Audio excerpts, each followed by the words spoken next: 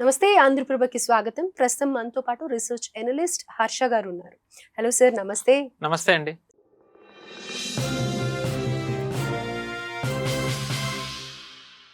ఇప్పుడు మనకి బీజేపీ అనగానే అటు తమిళనాడు, ఇటు వెస్ట్ బెంగాల్ రెండిటి మీద కూడా వాళ్ళు చాలా సీరియస్‌గా కాన్సంట్రేట్ చేశారనే చెప్పుకోవాలి.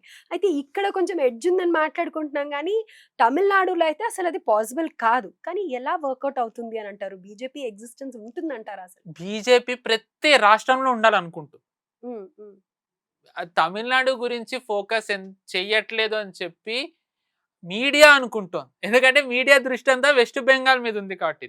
దానర్థం వాళ్ళు అంటే తమిళనాడు అక్కడ మరి విజయ్ గారి పార్టీ కానీ, లేకపోతే ఇంకా వేరే అన్నా డీఎంకే ఇలా వేరే పార్టీస్ కూడా ఎప్పటినుంచో ఉన్నవున్నాయి కదా! సో, వాళ్ళ మధ్యలో బీజేపీ అనేది మనకిప్పుడు ఆంధ్రాలో చూసుకున్నట్టయితే ఎలా అయితే బీజేపీని అసలు ఎవరు కన్సిడర్ చేయరో, అక్కడ కూడా బీజేపీ అంటే అస్సలు వాళ్ళు ఒప్పుకోరు కదా! వాళ్ళకింకా ఎక్కువ మా అన్నదే ఎక్కువుంటుంది.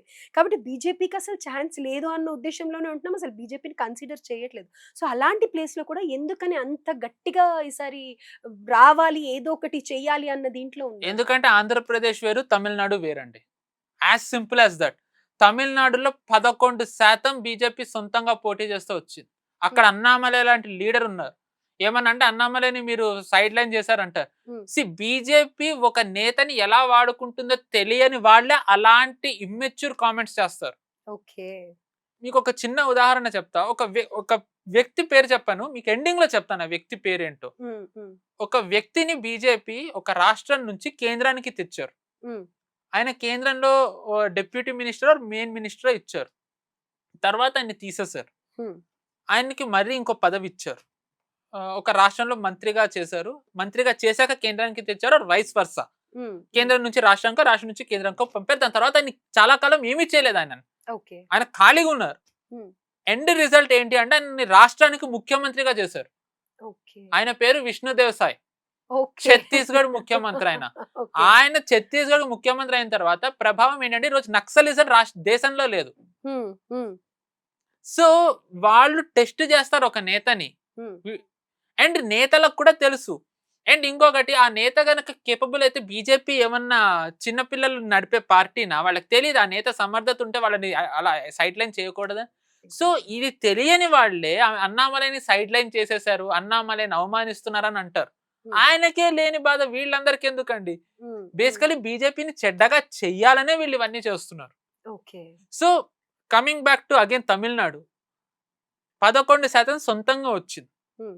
సో, బీజేపీకి ఓట్ షేర్ ఉంది. హ్మ్. కానీ ఎన్నికలకు అది సరిపోదు.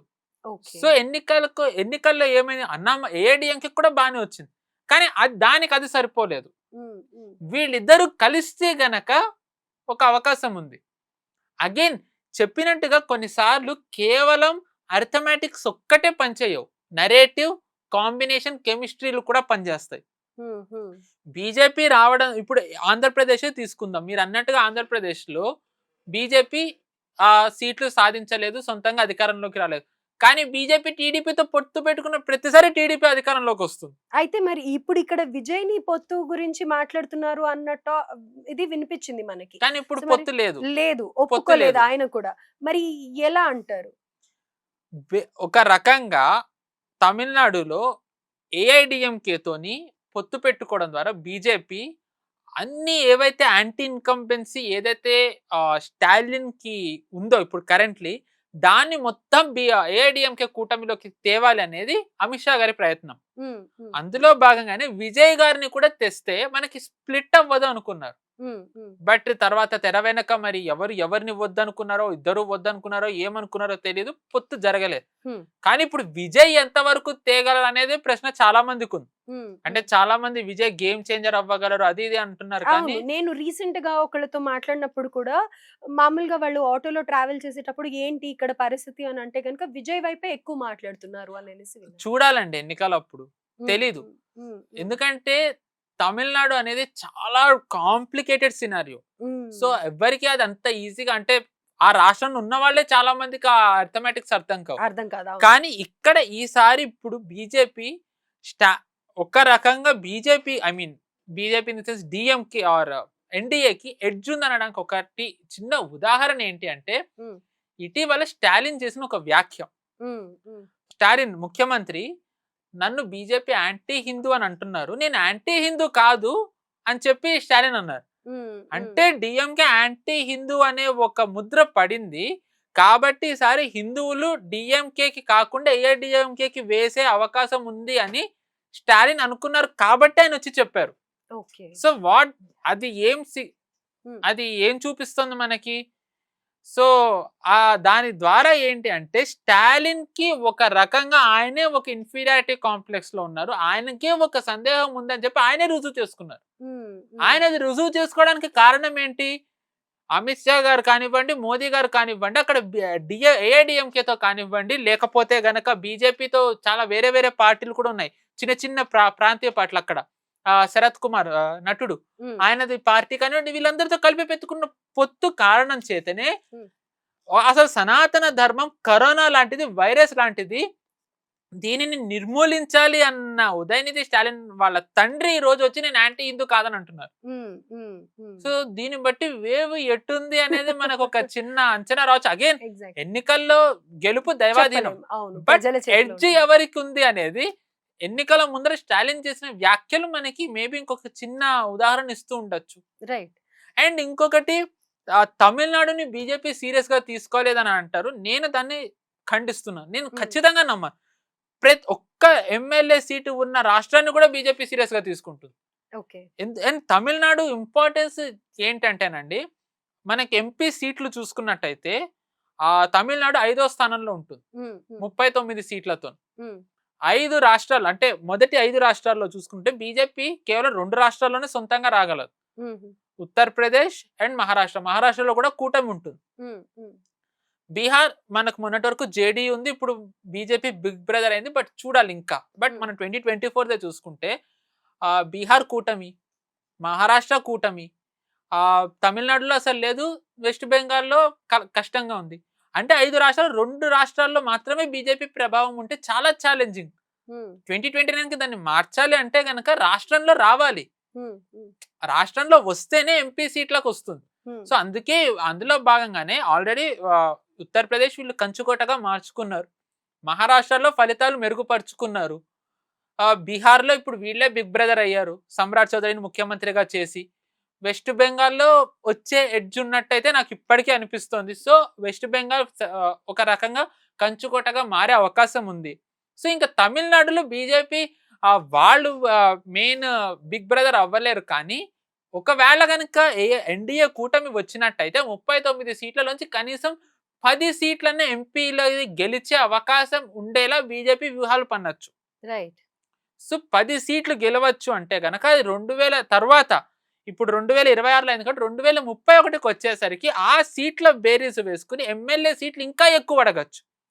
సో ఐదర్ 31 కానీ 36 కానీ సొంతంగా ప్రభుత్వం ఏర్పాటు చేసే అవకాశం ఉండడం, లేదంటే బిగ్ బ్రదర్ అయ్యి వాళ్ళ నిర్ణయాత్మక పాత్ర పోషించే అవకాశం వచ్చేలా వ్యూహాలు పన్నడం, ఇది కూడా చేయొచ్చు. రైట్. సో కేవలం ఇప్పుడు గెలవడం ద్వారా ఇప్పటికొక్కటే కాదండి, 29 దాని తర్వాత 31, 36 వరకు కూడా వీళ్ళది ఉంటుంది. అఫ్ కోర్స్ బీజేపీ 2047 అంటుంది, బట్ నేను 31, 36గా పెట్టాను. సో బీజేపీది చాలా బిగ్గర్ పిక్చర్ ఉంటుంది. అందుకే వాళ్ళు ప్రాంతీయవాదులు, ప్రాంతీయ పార్టీలు ఏవైతే రెచ్చగొట్టేవి, విభజన సృష్టించే వ్యాఖ్యలు ఉంటాయో బీజేపీ అవి చెయ్యదు. ఎందుకంటే వాళ్ళది నేషనల్ పార్టీ కాబట్టి వాళ్ళకి each and every state important, and వాళ్ళు అందరూ కలిసి ఉండాలని బీజేపీ ఎప్పుడు అనుకునేది. సో నరేటివ్ అనేది బీజేపీది, వేరే పార్టీలు, అందుకే మనకి చాలా వ్యత్యాసం ఉంటుంది. So let's see what happens. అయితే ఇప్పుడు చివరిగా ఏంటంటే తమిళనాడులో అసలు ఎక్స్పెక్ట్ చేయట్లేదు, నేను కూడా మామూలుగా ఎలా అయితే మీడియా ఛానల్స్ లో కానీ అలా చెప్తున్నారో అండ్ చూస్తున్న సినారియోస్ ని బట్టి. కానీ వెస్ట్ బెంగాల్లో ఎడ్జ్ ఉందని ఏదైతే మాట్లాడుకుంటున్నామో, ఈ రెండిట్లో ఏ ఒక్క ప్లేస్ లో అయినా కానీ బీజేపీ హవా చూపిస్తే ఇండియన్ పాలిటిక్స్ లో ఎలాంటి చేంజ్ వస్తుందని అంటే నేను రెండిట్లలో చూపిస్తుంది అంటున్నా. నేను చూపిస్తుంది అంటే అవకాశం, బెంగాల్లో అవకాశం ఉంది, తమిళనాడులో ఎన్డీఏకి అవకాశం ఉంది. సో నేను అన్నాను కదా, సెకండ్ ఫేజ్ వరకు అక్కర్లేదండి, మనం ఫస్ట్ ఫేజ్ కి బెంగాల్ ఎవరిది ఉందో చెప్పవచ్చు. సెకండ్ ఫేజ్ అయిన తర్వాత ఎగ్జిట్ పోల్ వరకు మనం వెయిట్ చేయక్కర్లేదు. తమిళనాడు నేను మీకు ఇందాకే చెప్పారు. ఈ రెండిట్లో ఏ ఒక్క ప్లేస్ లో కూడా బీజేపీ గనుక తన హవా చూపిస్తే ఎలా ఉండబోతుంది ఇండియన్ పాలిటిక్స్? నరేటివ్ మొత్తం మారిపోతుంది. ఎందుకంటే మీకు కింద చెప్పినట్టుగా సీట్ల వారీగా బీజేపీకి స్ట్రెంగ్తెన్ అవ్వడానికి ఒక అవకాశం ఉంటుంది. ఉమ్, స్టేట్ లోను, సెంటర్ లోను. దాని తర్వాత ఎప్పుడు మమతా బెనర్జీ కానివ్వండి, స్టాలిన్, మోదీని కొట్టగలిగే వాళ్ళం మేము.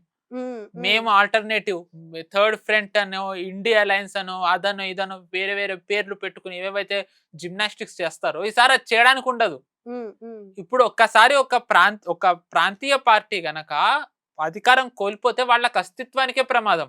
ఉమ్, ఈ రోజు అఖిలేష్ యాదవ్ ఎంతమంది పట్టించుకుంటున్నారండి? నిజానికి ఈ రోజు థర్డ్ లార్జెస్ట్ పార్టీ పార్లమెంట్ లో అఖిలేష్ యాదవ్ది. అవును. ఫస్ట్ టైం యూపీలో హైయెస్ట్ పార్టీ అంటే అతి పెద్ద పార్టీగా ఎమర్జ్ అయ్యి ఎటువంటి అస్తిత్వం లేకుండా ఉంది. ఉమ్, ఉమ్, ఉత్తరప్రదేశ్ చరిత్రలో ఇదే మొదటిసారి. అవును. అండ్ సో ఈ రోజు మనం ఒకప్పుడు మన మీడియా చాలా గొప్పగా చెప్పేది లాలూ ప్రసాద్ యాదవ్ గురించి, యాదవ్, అవును. తేజస్వి యాదవ్. ఈ రోజు వాళ్ళు లేరు, వాళ్ళ అస్తిత్వమే లేదు. కేజ్రీవాల్ ఉమ్, ఎక్కడున్నారు? సో ప్రాంతీయ పార్టీలు గనక ఒక్కసారి ఓడితే వాళ్ళ అస్తిత్వానికే ప్రమాదం. ఓకే. వాళ్ళప్పుడు వాళ్ళ అస్తిత్వాన్నే కాపాడుకోవడానికి వాళ్ళు తాపత్రయపడతారా? సెంటర్‌ది చూసుకుంటారా?